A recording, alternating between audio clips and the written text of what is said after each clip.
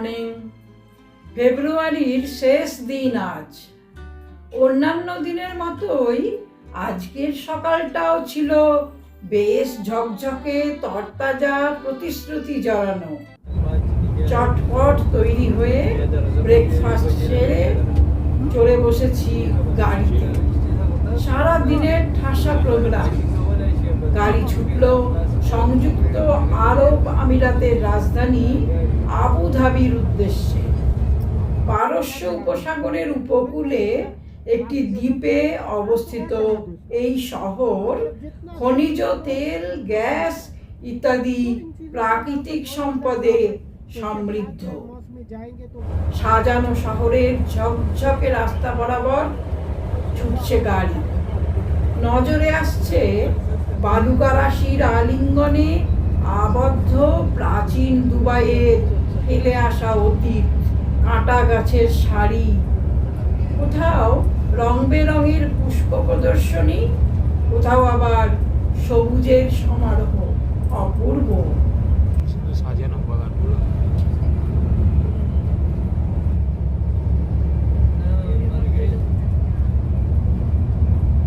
সংযুক্ত আরব আমিরাতের ঐতিহ্যবাহী হিন্দু মন্দির স্বামীনারায়ণ মন্দির এলাকায় আমরা এখন। এখান থেকে বেশ কিছুটা পায়ে হাঁটা পথ পেরিয়ে মন্দিরের প্রবেশ পথ। দুবাই থেকে 50 কিলোমিটার দূরে আবু মুরখা অঞ্চলে অবস্থিত এই মন্দির। এখানে মন্দিরে প্রবেশের জন্য কিছু বিধি নিষেধ লেখা রয়েছে। ছাড়পত্র পেয়ে আমরা ঢুকেছি মন্দির প্রাঙ্গণে।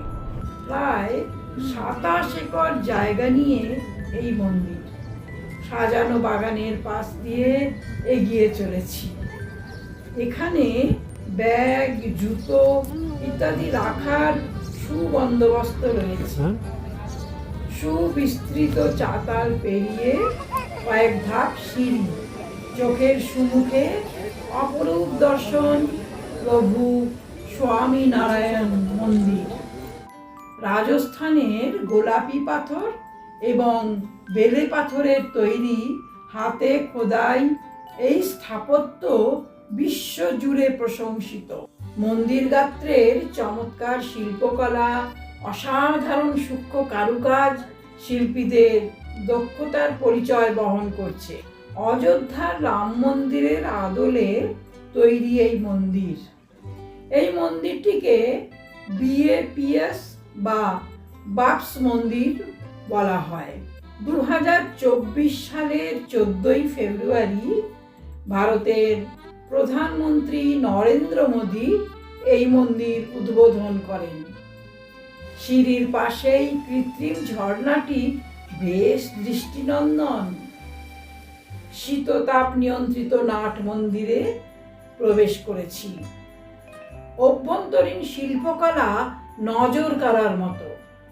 এই মন্দিরের গর্ভগৃহে মূল মন্দিরে ভগবান শ্রী স্বামীনারায়ণজি ও গুণাতীতানন্দ স্বামীর অপরূপ দর্শন মূর্তি। এছাড়াও রয়েছে রাধা কৃষ্ণের যুগল মূর্তি, রাম সীতা, ভ্রাতা ভগিনী সহ প্রভু জগন্নাথ দেব, শ্রী আয়াপ্পাজি, তিরুপতি বালাজি, যাদের দর্শনে হৃদয়ে তখন চরম প্রশান্তি। মন্দিরের ভিতরে ক্যামেরা অ্যালাউড নয়, তাই নয়নাভিরাম দেব বিগ্রহ দর্শন করাতে পারলাম না। জাতি ধর্ম নির্বিশেষে সকলের অবাধ প্রবেশ এই মন্দিরে। চমৎকার সাজানো মন্দিরের চারিদিক।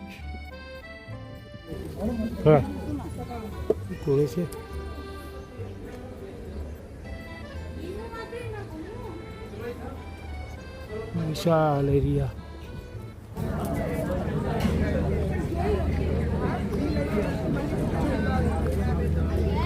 এটি প্রসাদ বিতরণ কেন্দ্র।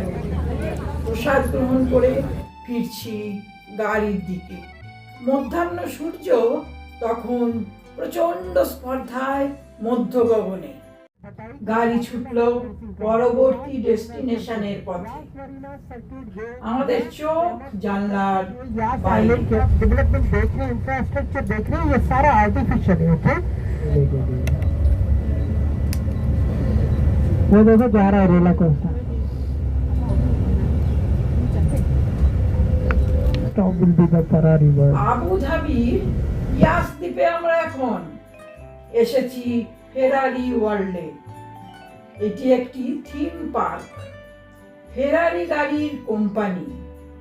এখানকার গাড়ি সবচেয়ে দামি গাড়ি হিসেবে বিবেচিত। ফ্যামিলি এন্টারটেনমেন্টের জন্য আদর্শ জায়গা এটি। অনেকেই রোমাঞ্চকর রাইড উপভোগ করছেন।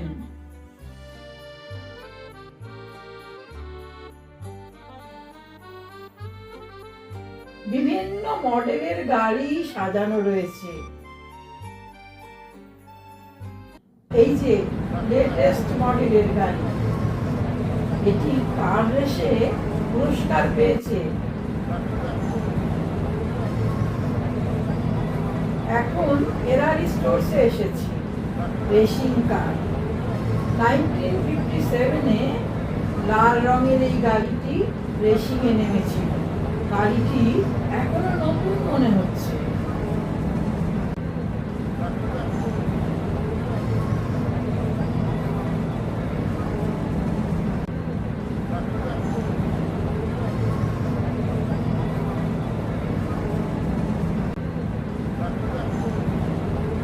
এর স্টিয়ারিং, সিট, চাকা সবই একটু অন্যরকম।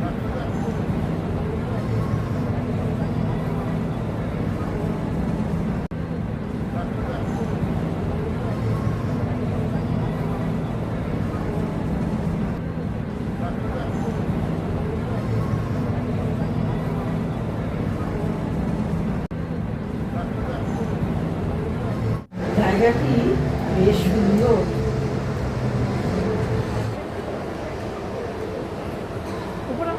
না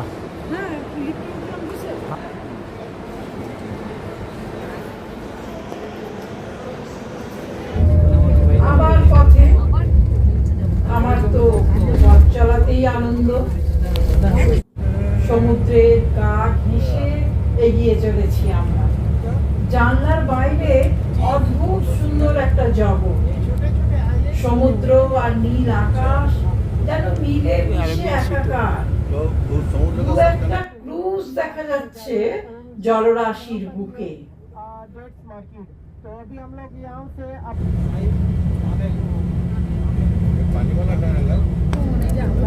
सुना जैसे कि अभी मैसेज सुना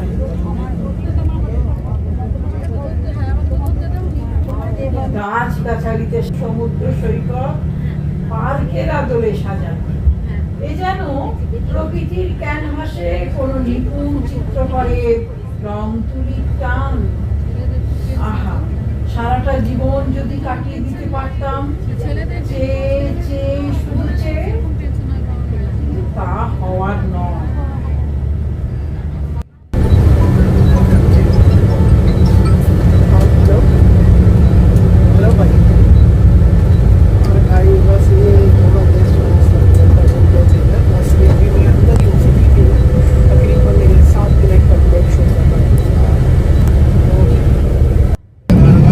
Ladies and gentlemen, we are very near to the restaurant. jaldi driver জানিয়ে দিল মধ্যপ্রাচ্যে যুদ্ধের দামামা বেজেছে, আবু ধাবিতেই বিস্ফোরণ হয়েছে।